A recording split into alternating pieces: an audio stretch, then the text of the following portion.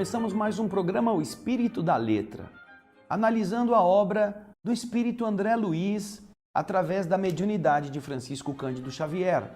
Especificamente, estamos estudando o livro Entre a Terra e o Céu, uma obra muito inspiradora. Aí você vê a capa, você vê o nosso médium querido Chico Xavier, que foi o veículo de tantas obras primorosas que nos ajudam a compreender como é a vida do outro lado, a vida no mundo espiritual. E então, pegue o seu livro, Entre a Terra e o Céu. Hoje estaremos estudando 2 capítulos, o capítulo 11, cujo título é Novos Apontamentos. Vamos então a ele? Vocês se lembram que nos capítulos anteriores eles estavam conversando sobre a questão da criança, estavam lá no lar da bênção.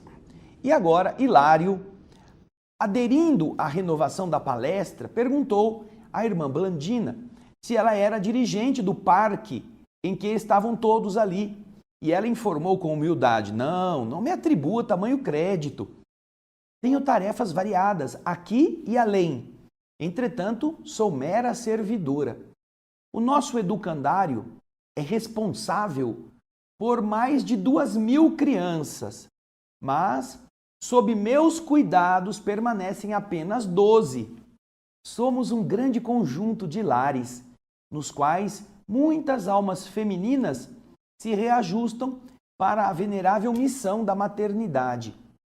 E conosco, multidões de meninos encontram abrigo para o desenvolvimento que lhes é necessário, salientando-se que quase todos se destinam ao retorno à Terra, para a reintegração no aprendizado que lhes caiba. Ou seja, ela estava ajudando os espíritos a se prepararem, não para irem para o alto, mas para voltarem, na grande maioria, até a reencarnação seguinte. Aí Hilário, continuando curioso, pergunta: mas e a direção central deste estabelecimento? E então ela responde: não reside aqui. O parque é uma das várias dependências de um vasto estabelecimento de assistência e educação, do qual somos hoje tutelados. No fundo, nossa casa é uma larga escola, dotada com todos os recursos indispensáveis ao nosso aproveitamento. Os melhores processos de habilitação espiritual funcionam conosco em benefício dos que vão renascer na carne e dos que se dirigirão mais tarde às esferas superiores. Aí perguntam a ela: mas vocês têm aqui até mesmo os cursos primários de alfabetização? Ora, como não? Disse Blandina. Precisamos movimentar todas as medidas de despertamento espiritual ao nosso alcance. A cultura intelectual pode não ser condição básica de nossa felicidade. No entanto, é imperativo, é um impositivo de engrandecimento de nossa alma. Quem não sabe ler, não sabe ver o que deve. E sorrindo, acrescentou: a evolução, a competência, o aprimoramento e a sublimação, a depuração, resultam do trabalho incessante. Quanto mais se nos amplia, se nos avulta o conhecimento, mais nos sentimos distanciados do repouso. A inércia opera, produz a coagulação, o entorpecimento de nossas forças mentais nos planos mais baixos da vida. Nós ficamos presos aos planos inferiores. O trabalho, o serviço é a nossa bênção, disse ela. Então você que não gosta de ler, gosta de estudar nada, gosta de ficar só assistindo televisão, vendo joguinho no seu laptop, no seu WhatsApp, no seu aparelho de telefone celular, pense nisto. Vai aprender, vai se melhorar, vai usar a sua mente, porque se você não fizer isto, você vai ficar preso a essas correntes inferiores, na inércia mental. Nesse instante, diz André, com referência tão sublime ao trabalho, voltamos-nos instintivamente para a devotada Mariana, a avózinha da Blandina, que se mantinha silenciosa ao nosso lado. Por acaso ela estaria ligada também aos compromissos de proteção à infância? A pergunta que Hilário desfechou, apresentou com delicadeza fraterna, Mariana respondeu polidamente.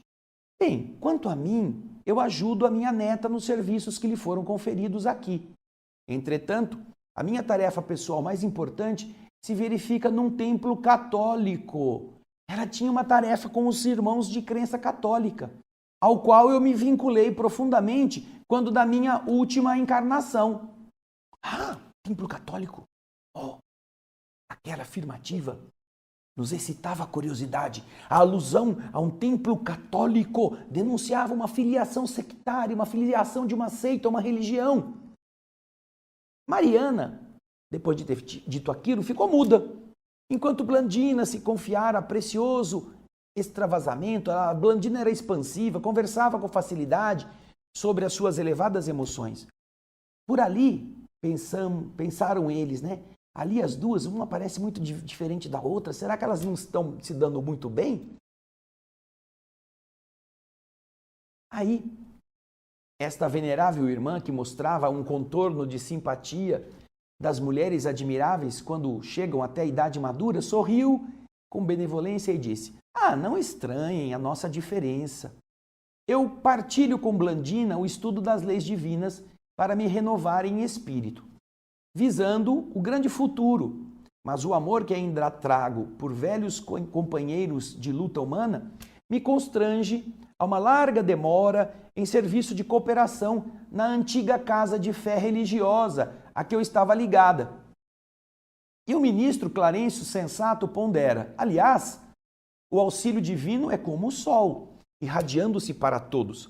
As instituições e as almas que se voltam para o Pai Celestial recebem o suprimento de recursos que necessitam, segundo as possibilidades de recepção que eles demonstrem.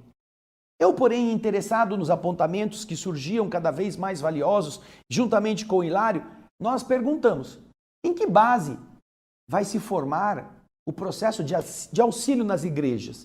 Como ajudar nas igrejas? Nós estamos impedidos de comunicarmos-nos diretamente. E se isso é assim, como será possível cooperar em favor de nossos irmãos católicos romanos? E Mariana, prestimosa, esclareceu: muito simplesmente. O culto da oração é o meio mais seguro para a nossa influência. A mente que se coloca em prece estabelece um fio de intercâmbio natural conosco. Um intercâmbio natural, mas o nosso companheiro Hilário disse: mas não é um intercâmbio de maneira ostensiva, de maneira declarada, visível. É verdade. Mas ela disse: pelo pensamento, a intuição beneficia em toda parte. E quanto mais alto é o teor de qualidades nobres na criatura, mais ampla é a zona lúcida de que se serve para registrar o socorro espiritual. O culto público, indiscutivelmente, como vem sendo levado a efeito, como vem sendo realizado nos tempos modernos, não ajuda o contato das forças superiores com a mente popular. Não ajuda. Esse culto formal que as pessoas veem nas celebrações religiosas não facilita a elevação da mente dos que estão assistindo. Veja só o que ela continua falando. Os interesses rasteiros conduzidos à igreja constituem sólido entrave contra o auxílio celeste. As pessoas que vão à igreja com interesses mesquinhos, interesses materiais, interesses de disputas, vão à igreja pedir coisas para passar a perna em alguém, para ter sucesso, graças ao fracasso de outro. E isto constitui um entrave, impede o auxílio divino. E a preocupação de riqueza e pompa, quase sempre mantida pelo sacerdócio nos ofícios, nas celebrações religiosas, nobreza, pompa, faz com que os nossos melhores esforços se inutilizem. Porque enquanto a atenção da alma se prende às exterioridades, às coisas materiais, as forças contrárias ao bem e à luz encontram facilidades positivas para cultivar o fanatismo, a intolerância e para estimular a discórdia. Ainda assim, superando tais obstáculos, é sempre possível fazer algo em benefício do próximo. E então Hilário, observador, perguntou: durante a missa, por exemplo, é viável o seu trabalho de cooperação? Mariana fixou uma expressão facial de bom humor e disse: somos grandes falanges, somos grandes grupos de aprendizes da fraternidade em ação. Por mais desagradáveis que nos mostrem os quadros de luta, a nossa obrigação é servir. E depois de uma pausa rápida disse: quando a missa obedece a uma pura convenção social, funcionando como exibição de vaidade ou de poder, a nossa colaboração resulta invariavelmente nula. E então acrescenta: que teríamos a fazer num ato bajulatório, interesseiro, em que os devotos da fortuna material ou da perversidade incensam, elogiam a desregrada conduta de pessoas inescrupulosas? Existem missas solenes, pomposas, de consagração a políticos astuciosos e a magnatas do ouro, que em verdade são reais sacrilégios, são verdadeiras profanações em nome do Cristo. Por outro lado, há missas de almas que constituem uma zombaria, um escárnio à dor dos que foram recolhidos pela morte. Olha só, que são essas missas? São aquelas que são mandadas celebrar por parentes ambiciosos, que não estão nem aí com a felicidade do morto, que por vezes até mesmo se alegram com a ausência do defunto. Ávidos, ansiosos, que se mostram estes encarnados de lhes pilharem, de lhes roubarem os despojos na corrida a testamentos e a cartórios. Essas missas, fortemente adubadas a dinheiro, estão para eles, para os mortos, tão frias como os túmulos em que se lhes guardou a carne desfigurada.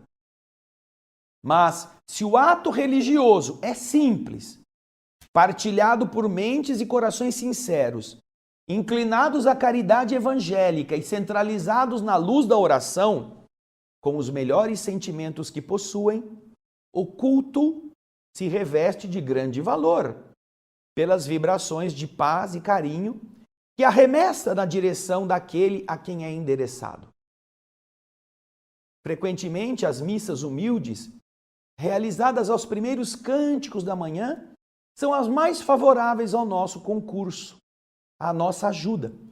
Podemos, com mais segurança, articular as possibilidades ao nosso alcance e colocá-las num ambiente que beneficie aqueles que esperam de nós o amparo necessário. Olha que interessante estes conceitos vinculados à expressão religiosa, no caso da missa. E não é de se espantar o que a Mariana está falando, porque é exatamente isso que nós vemos: superficialidade em muitos casos, interesses de encarnados apenas pela formalidade de botar o nome do falecido lá para parecer que estão rezando por ele, mas muitas vezes nem vão à missa, não estão nem aí, só por um dever formal. Outras vezes estão lá homenageando pessoas que são, na verdade, corsários da esperança do povo, ladrões, bandidos, recebendo homenagens religiosas como se fossem beneméritos. Agora, Hilário pensou alguns instantes, valendo-se do intervalo que havia surgido na conversa, e ponderou: nós possuímos nas igrejas a questão do patrocínio. Imaginemos que determinado templo foi erguido, foi construído com o nome de Geraldo Magela. Isso expressa uma obrigação para o grande místico europeu? Ou seja, Geraldo Magela vai ter que ficar ali? E então Mariana responde: certamente não se trata de uma obrigação escravizante, mas de um serviço que lhe honra o nome e que merecerá dele certo reconhecimento misturado de responsabilidade. Devemos reconhecer, porém, diz ela, que o trabalho do bem, qualquer que ele seja, permanece ligado a Jesus. No entanto, se algum servo do Senhor está ligado à obra por fazer, tanto quanto lhe seja possível, ele vai se desdobrar para enriquecê-la de bênçãos. Aí, a pergunta agora é outra. Mas, e na hipótese de algum santuário ser construído, dedicado a um suposto herói da virtude, mas que não tenha sido? Pensemos em alguém da terra sendo conduzido ao altar por imposição da autoridade humana, sem mérito bastante diante do Senhor. Os crentes encarnados lhe atribuiriam um poder de que ele não conseguiria dispor. Ora, em que situação estaria este templo que foi consagrado a este ser que não é realmente merecedor de muitas homenagens? Mariana, então, registrou a pergunta de maneira cortês e disse: numa contingência, numa circunstância dessas, mensageiros de Jesus se responsabilizam pela instituição, aí distribuindo os benefícios adequados aos merecimentos e necessidades de cada um. Ah, que interessante.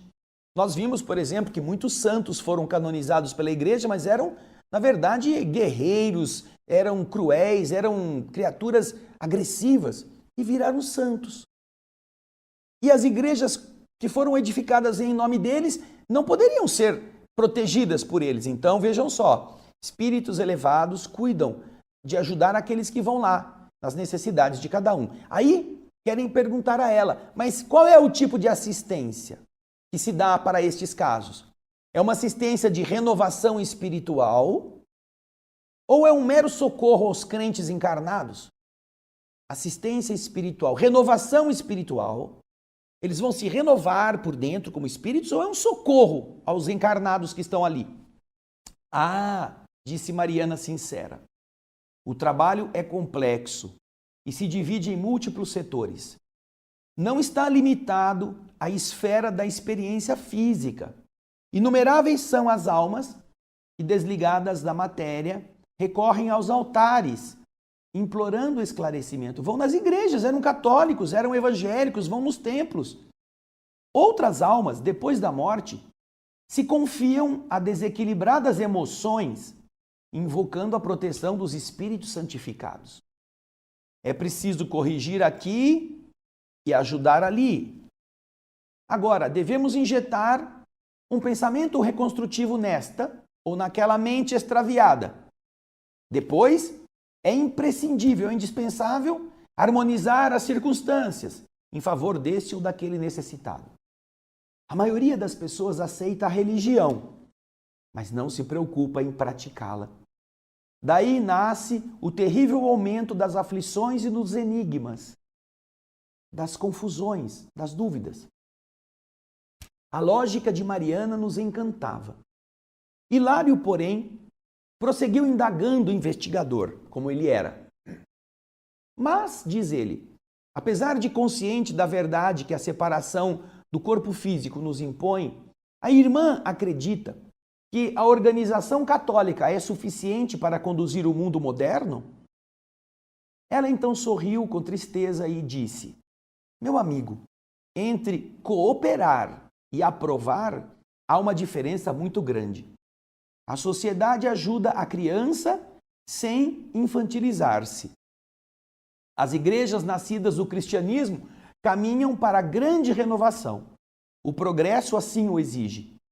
As ideias de céu e inferno e os excessos de natureza política na hierarquia eclesiástica estabeleceram grandes perturbações para a alma popular. Entretanto, cabe-nos considerar as religiões que envelhecem como frutos fortemente amadurecidos. A polpa alterada pelo tempo deve ser colocada de lado. Contudo, as sementes são indispensáveis à produção do futuro. Ajudemos as igrejas antigas, em vez de acusá-las. Todos somos filhos do Pai Celestial, e aonde houver um mínimo germe de cristianismo, aí surgirão recursos de recuperação do homem e da coletividade para o Cristo, nosso Senhor. A conversação era fascinante e as perguntas pareciam brilhar ainda nos olhos de Hilário, maravilhado tanto quanto nós diante das elucidações que recebia. Mas a hora havia se esgotado. Um sinal de Clarencio fez sentir que havíamos alcançado o momento de voltar. Tinham que voltar para a terra. Mas veja que interessante. Você vê que não estamos agora tratando do acolhimento das crianças. Estamos vendo como é que os espíritos se dedicam a, no caso dos irmãos católicos, propiciarem ajuda a todos eles, aos que vão nas cerimônias. Porém, não nos casos simples de cerimônias, não nas hipóteses apenas de sentar e levantar e ficar repetindo decorebas ou o que está escrito num pedaço de papel. Não. A ajuda que todos estarão podendo receber depende da sua postura mental no momento da celebração, da sua sinceridade, da simplicidade, de estarem todos interessados no fazer o bem. Não é porque você botou o nome de um parente que morreu para ser lido numa missa em homenagem a ele, depois de ter pago pela missa, que isso vai representar alívio para o espírito. A única coisa que alivia o espírito é a lembrança boa dos que ficaram com ou sem a missa. Porque não é a cerimônia que faz as coisas serem diferentes. Tudo mais é um teatro quando não há a sinceridade e a autenticidade, é o que diz Mariana. Todas as combinações e os ajustes, os acertos que os homens fizeram, envolvendo religião e poder, religião e dinheiro, religião e patrocínio das causas inadequadas, não santificam estas causas, deturpam a religião, enfraquecem a mensagem. E são interessantes as questões feitas sobre as entidades a quem se atribuem nomes, tanto de igrejas quanto de templos. Os espíritos que estão com os seus nomes estampados são vinculados àquela igreja, àquele culto? Depende se estão em condições. Se são espíritos elevados, podem estar sempre vinculados, a ajudar, a levar um consolo. Mas se atribui um nome de alguém que não tem elevação nenhuma, que não tem mérito, esse indivíduo não tem como atender às rogativas daqueles que vão até a igreja fazerem pedidos. Então, espíritos elevados substituem e espalham os benefícios. E são benefícios tanto na melhora do espírito, quanto às vezes no amparo material, no amparo aos problemas que cada um esteja vivendo. Vejam só como ninguém se descuida, não importa qual seja a religião, para ajudar aqueles que estão precisando ser elevados. O mais importante, porém, é que todos nós tenhamos a sinceridade em nossos propósitos. E em qualquer crença, não sejamos apenas os que repetem versículos, sejamos aqueles que os vivamos na essência, com sinceridade, com verdade. Nós vamos fazer um breve intervalo, depois vamos para o capítulo 12. Estudando sempre é o título do capítulo. É depressa que a gente volta, hein? Eu espero você. Até já.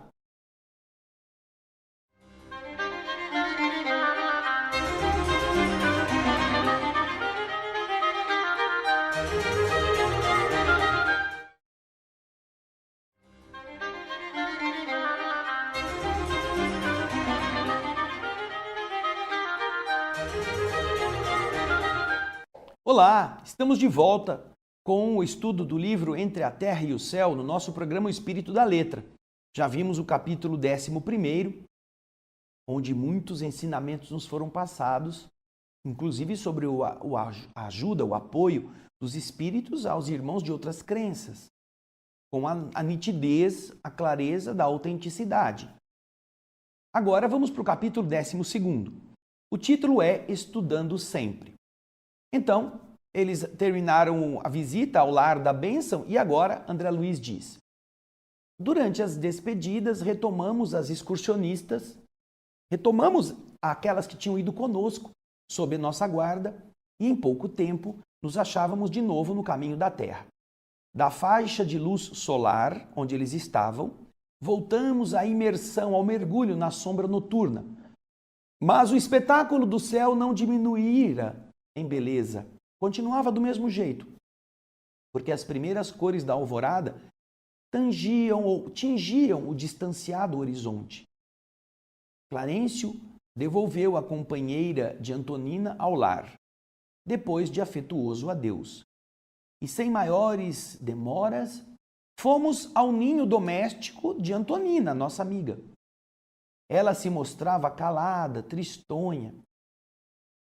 Poderíamos dizer que ela teimava em ficar para sempre junto do pequenino que a havia precedido na longa viagem da morte.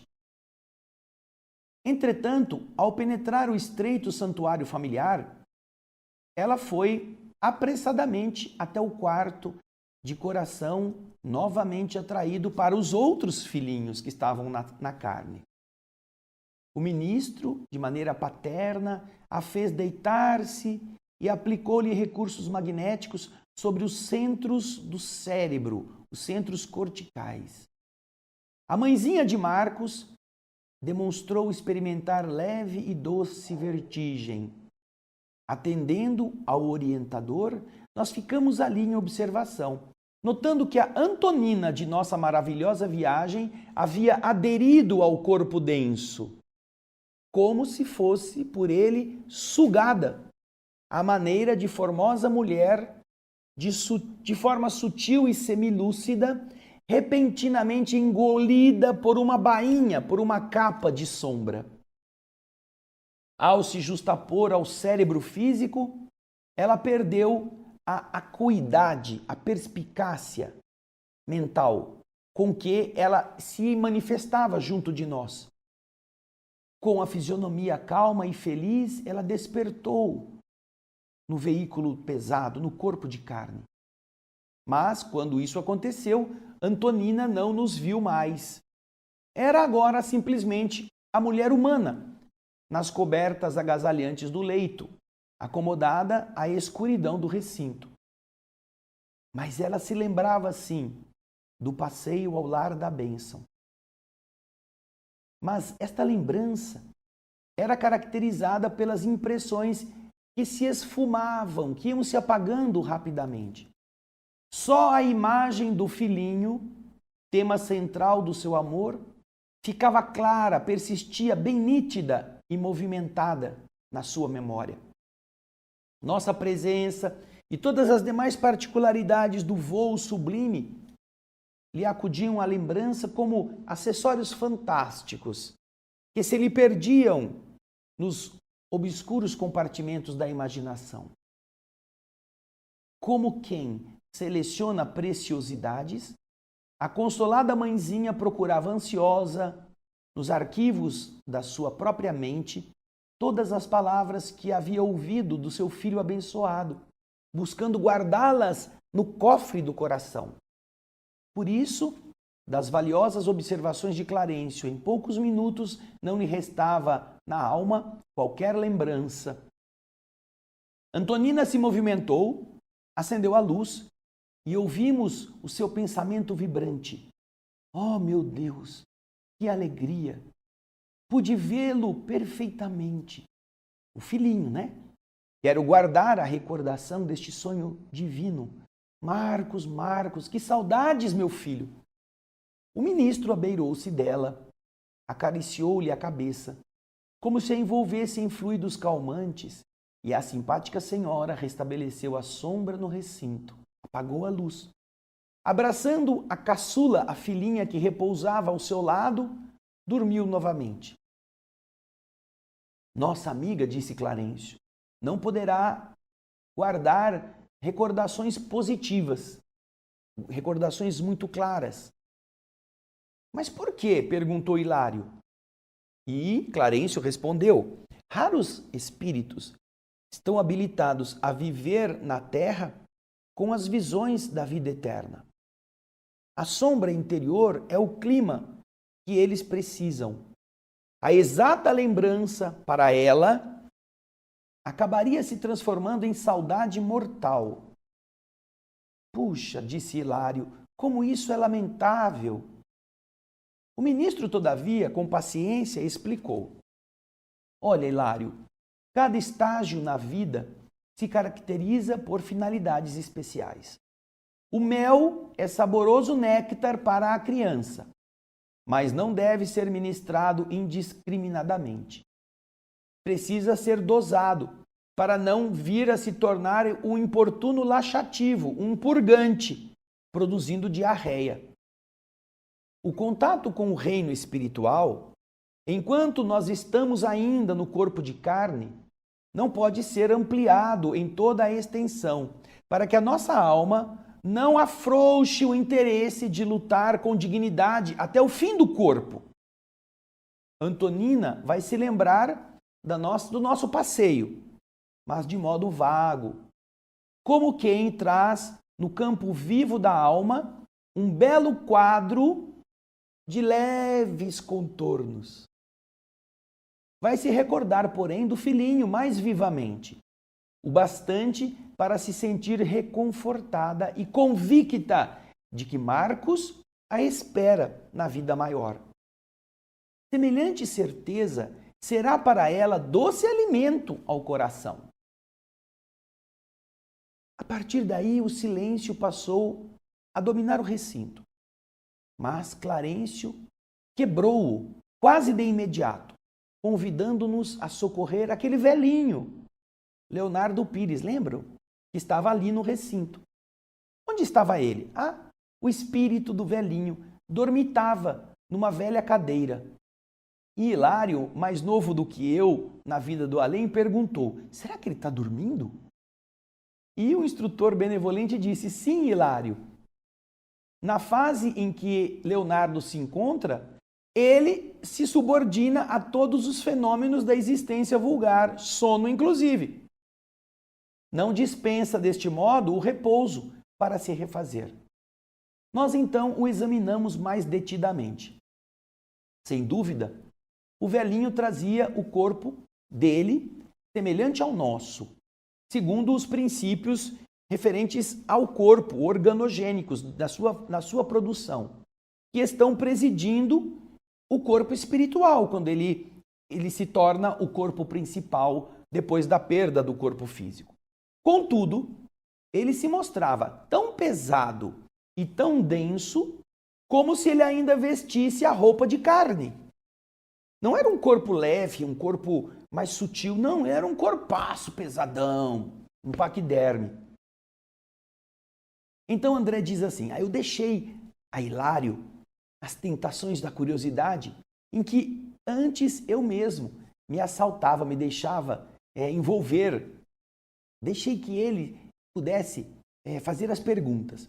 Após observar o aspecto desagradável do velhinho, meu colega perguntou sobre as razões de tal obscurecimento. Por que ele está tão assim apagado, tão denso? E o ministro explicou: o corpo espiritual, ou o psicossoma, que é corpo psíquico, que nós chamamos na doutrina espírita de perispírito, não é idêntico de maneira absoluta em todos nós. Da mesma forma, Hilário, que na realidade não existem dois corpos físicos totalmente iguais. Cada criatura vive num carro de células diferente, apesar das peças serem semelhantes, impostas pela lei das formas. No círculo de matéria densa, a alma sofre, encarnada, os efeitos da herança recolhida dos pais. Entretanto, na essência, a lei da hereditariedade funciona invariavelmente do indivíduo para ele mesmo. Olha que interessante. Esta herança, esta hereditariedade, deriva do próprio indivíduo para aquilo que ele também precisa. Nós guardamos em nós tão somente o que seja exclusivamente nosso, ou aquilo que nós estamos buscando. Renascemos na Terra ao lado daqueles que se afinam com o nosso modo de ser. O alcoólatra, o dipsômano, não adquire o hábito desregrado dos pais, mas sim, quase sempre, ele mesmo já se confiava ao vício do álcool antes de nascer. E há beberrões desencarnados que se aderem que se colam àqueles que são instrumentos deles próprios para tomarem bebida junto com eles. E, colocando um tom grave de entono à voz, ponderou o ministro. A hereditariedade física, Hilário, é dirigida por princípios de natureza espiritual. Se os filhos encontram os pais de que precisam, os pais recebem da vida os filhos que procuram. De repente, André está falando agora, de repente eu me lembrei de alguns grandes gênios da humanidade que produziram filhos monstruosos ou medíocres. Mas, vindo ao encontro do meu pensamento, o ministro Clarencio observou: no campo das grandes virtudes, os pais usam, por vezes, a compaixão reedificante, empenhando-se em tarefas de sacrifício. Então, teremos no mundo homens e mulheres admiráveis, que, consolidando suas qualidades superiores na própria alma, se dispõem a ir procurar afetos que ficaram à distância no passado, em tentativas heróicas de ajudá-los e de reajustá-los. E sorrindo ainda, acrescentou: na família do sangue, ou na família humana, obtemos o que procuramos. Quem já acertou as suas contas com a justiça, pode se confiar aos sublimes impulsos do amor. Em seguida, olhando para o velhinho que repousava, o ministro Clarencio continuou comentando mais particularmente com Hilário: conforme a vida de nossa mente, Hilário, assim vive nosso corpo espiritual. Este nosso amigo entregou-se demasiadamente às criações interiores do tédio, do ódio, do desencanto, a aflição, e condensou essas forças ao redor dele mesmo, coagulando-as desse modo, fazendo-as ficarem duras no veículo que lhe serve às manifestações, no perispírito. Daí esse aspecto escuro e pastoso que ele apresenta. As nossas obras ficam conosco.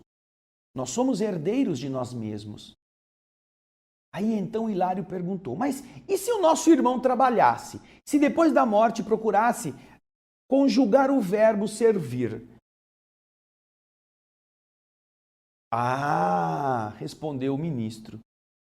Indiscutivelmente o trabalho renova qualquer posição mental, gerando novos motivos de elevação e novos fatores de auxílio. O serviço estabelece caminhos outros que realmente funcionam como recursos de libertação. Por isso mesmo, o constante apelo do Senhor à ação e à fraternidade se estende junto de nós diariamente, através de 1000 modos. Todavia, quando não nos devotamos ao trabalho, enquanto nos demoramos na vestimenta terrestre, mais difícil se faz para nós a superação dos obstáculos da mente, porque a indolência, a preguiça trazida do mundo é tóxico cristalizante, endurecedor de nossas ideias, fixando-as, por vezes, durante tempo indefinível. Então, se pretendemos possuir um corpo espiritual sutil, que seja capaz de reter a luz dos nossos melhores ideais, é indispensável descondensá-lo, deixar que ele fique mais maleável pela sublimação incessante da nossa mente, que precisará então centralizar-se no esforço incansável do bem. É para esse fim que o Pai Celestial nos concede a dor e a luta, a provação e o sofrimento, únicos elementos reparadores, suscetíveis, capazes de produzir em nós o reajuste necessário, quando nos pomos em desacordo com a lei. Lá fora, porém, diz André, as aves matutinas anunciavam o novo dia. A tênue claridade da manhã penetrava o recinto. Clarencio lembrou que, para socorrer o velhinho ensandecido, dementado, não dispensaríamos algum trabalho de análise da mente, E porque semelhante serviço exigiria talvez a cooperação de companheiros encarnados que não deviam ser incomodados na paisagem de dia, a paisagem diurna, o ministro nos convocou a sairmos. O prosseguimento da tarefa assistencial desse modo foi marcado para a noite seguinte. Interessante, não? Oh, quantas coisas boas este capítulo nos está ensinando. Primeiro, Antonina volta ao corpo físico e sente uma alegria. Mas ela não lembra dos detalhes todos. Isso já aconteceu conosco tantas vezes, não é? Você sabe que esteve com um determinado espírito, você sabe que o abraçou, que ele está vivo, mas você não lembra como chegou lá, não sabe se foi viajando de avião, de carro, alguém levou você. Os detalhes ficam deixados em segundo plano ou até esquecidos. O mais importante é guardar aquele momento. E por que isso é importante? Como disse Clarencio, é necessário dosar. O mundo espiritual toma muito cuidado, porque se de repente a dona Antonina se deixasse encantar pela região, como ela mesma tinha falado quando estava lá no começo, assim que chegaram, podemos ficar aqui agora, morando aqui, ela estaria desestimulada a continuar a viver. Ela tinha mais 3 filhos para ajudar a crescer. Não ficaria feliz se largasse os filhos à mercê de ninguém para ficar se abanando no paraíso. Por isso é que é importante dosar. E é por isso que muitas vezes você sonha e não guarda tudo o que sonhou. Porque a nossa presença do outro lado da vida nos causaria um tal embevecimento que nós perderíamos até mesmo a vontade de continuar vivendo na Terra, lutando para superar limites, superar problemas, para nos melhorar até que chegue o momento de voltar. Porém, a lembrança do Marcos, esperando por ela depois da vida, satisfazia o seu estado interior. Ai, ele está vivo, ele não morreu, ai que bom, eu pude abraçá-lo. Tá vendo que coisa legal? Tudo na sua medida. É o que nos explica o ministro nesse trecho. Mas continuamos a estudar isso mais para frente. É algo que vai chamar a mente para um modo de entendimento a respeito do perispírito. Lá estava o velhinho Leonardo, e ele estava com o perispírito estranho, pesado, escuro. Isso era o quê? Era fruto do reflexo da sua mente. Preste atenção nisso, querida irmã, querido irmão. É indispensável que nós mudemos o nosso potencial mental, porque a cristalização de nossos sentimentos ruins presos ao centro de matéria densa faz com que a alma recolha os efeitos desta densidade. E isto vai se transferir para o corpo físico.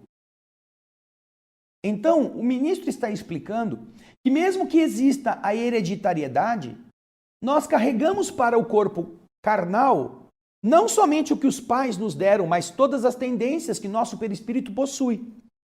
Alguns estão dizendo que os filhos de bêbados são bêbados porque herdam o gene da bebida. Porém, não é isso que acontece. O filho de pais que são ébrios não são assim por causa dos pais, mas por causa dele mesmo. São grupos espirituais que gostam da bebida e que antes de renascer também cultivavam o vício de acompanhar encarnados que bebiam. E por isso essa afinidade faz com que, em alguns casos, eles renasçam em coletividade.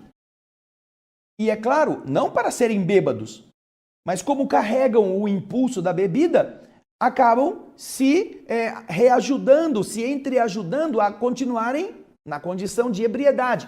Só que então começam a surgir as tragédias da doença, das confusões familiares, da frustração porque o filho acabou cometendo um delito por causa do desequilíbrio do álcool. Então, isto começa a produzir os efeitos negativos. Olha que interessante. Mas ainda mais uma vez nós vamos ver a mente, como ele nos explica mais adiante. À medida em que nós nos entregamos às criações interiores de tédio, de pessimismo, de ódio, de desencanto, de aflição, nós vamos endurecendo essas forças ao redor de nós mesmos. Seja quando estamos encarnados no nosso perispírito ou quando já não temos mais a carne no perispírito que vai ser o nosso corpo do outro lado. Por isso que aquele espírito tinha um aspecto escuro, pastoso. Imagina um espírito com uma gosma assim em volta dele. São as consequências dos nossos pensamentos. Agora, como é que a gente sai desta situação? Como disse o ministro, melhorando a mente, utilizando o esforço, o trabalho positivo, no sentido oposto. Se nós trabalharmos, renovaremos todas as nossas posições mentais. Trabalhar não é só para ganhar dinheiro, como a maioria pensa, é procurar motivos de elevação, procurar fatores de auxílio, ajudar nos serviços que fazem outros felizes, e isto vai nos permitir meditar a respeito da nossa própria libertação. Esta fraternidade que Jesus aconselha e que todos os dias nos chama a praticarmos, pode ser feita de 1000 maneiras. Mas quando nós não nos devotamos ao trabalho, ficamos minhocando coisas erradas. Prendemos-nos no corpo de carne e esta prisão parece que nos torna mais difícil a superação dos obstáculos da mente. A preguiça mental, que se constitui num tóxico que vai entorpecendo e fazendo as nossas ideias ficarem fixas. E às vezes até mesmo carregando-as por décadas depois da morte. Portanto, o nosso perispírito é fruto de nossas mudanças mentais. Pensa nas manias que você tem. Você que está me assistindo, quantas manias você tem? Já perguntou por que você tem essas manias? Mania de comer unha, mania de limpeza, mania de ordem, mania de coisas assim sem importância. Todas as coisas são importantes, limpeza, a ordem, mas não no grau de mania. Ou superstições. Por que você se permite isso? Raciocine, despolua a sua mente, para que você não seja vítima de você mesmo e se decepcione depois com o que vai encontrar do outro lado da vida. Interessante este capítulo, não? Quanta riqueza ele nos traz. Agora a gente espera você para a próxima semana. O capítulo 13, análise mental, e o capítulo 14, entendimento, estarão em nossos esforços de seguirmos adiante nesta obra monumental que é Entre a Terra e o Céu. Obrigado pelo seu carinho, pelas suas palavras generosas, pelos e-mails que nos enviam, e esperamos que você possa falar deste projeto para os seus amigos. Fale dos livros anteriores, Nosso Lar, Os Mensageiros, Missionários da Luz, Obreiros da Vida Eterna, No Mundo Maior, Libertação. Todos eles já foram lidos no espírito da letra. E agora eu espero você para a gente terminar este livro maravilhoso, Entre a Terra e o Céu. Semana que vem vamos para mais 2 capítulos, tá bom? Grande abraço e muita paz.